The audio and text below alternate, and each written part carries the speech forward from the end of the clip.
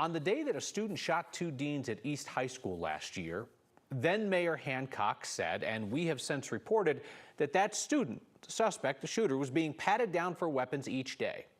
Tonight, 9 News Investigates has learned those weren't really pat-downs, just a check of pockets and a backpack for a student with a weapons history that was known to Denver Public Schools. Here's next Kelly Rinke.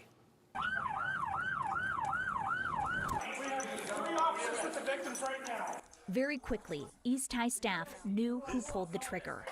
We could try to print this out. This is the suspect right here. Austin Lyle.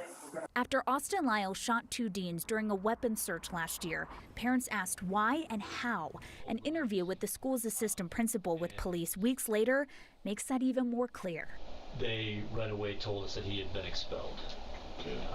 And that the reason for the expulsion. Denver police blurred the video shared to 9 News Investigates, which shows Sean Anderson telling an officer Overland High School shared why he was let go. Where he was trying to sell an AR-15 and some ammunition.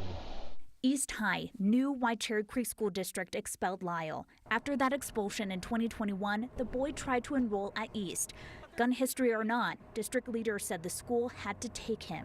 Since he lived in our attendance area, he was ours to take. So downtown, when I met the director safety was like, he's good to come to the school? Mm-hmm. Okay. But when the boy started school in January, the district only required a verbal check-in. Verbal only, no weapons check. And that check-in is just... That was just how you feeling today. Okay. Yeah. So like verbal stuff? Yep. That changed when a student reported seeing Lyle with a gun in class. Campus security officers tried to search him for weapons.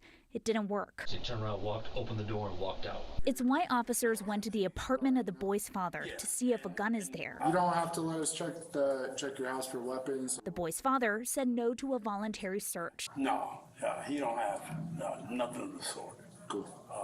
I've been all over because I'm on probation myself. I got you. When no one could find a gun, the boy returned to school. But the policy wasn't a pat-down for weapons. Any touching of the waistband, back waist? No. Instead, the assistant principal agreed to search the student himself daily, empty his backpack and pockets. Weeks later, the assistant principal isn't available, and another administrator, a dean, finds a gun during a search. We also know staff was not formally trained on how to search students for weapons. In a part of a statement, a spokesperson for DPS said that they were following all the laws governing discipline, safety, and enrollment. And we're never going to know exactly why it happened that day as opposed to the other days, obviously, because the shooter isn't here to talk about it. But there was that change in personnel, different people in the room doing the check. Yes, so usually from our understanding from this interview was the assistant principal, after just a few weeks before that shooting, changed this policy. Okay, now we're going to do the searches. And it was that assistant principal who was typically doing the searches. Assistant principal wasn't available that day. There was an assembly. And it was Eric Sinclair, who usually did not search Austin Lyle, who searched him, found a gun, and unfortunately he and another dean were shot. Appreciate you following up on this to continue to get new information. Kelly, thank you.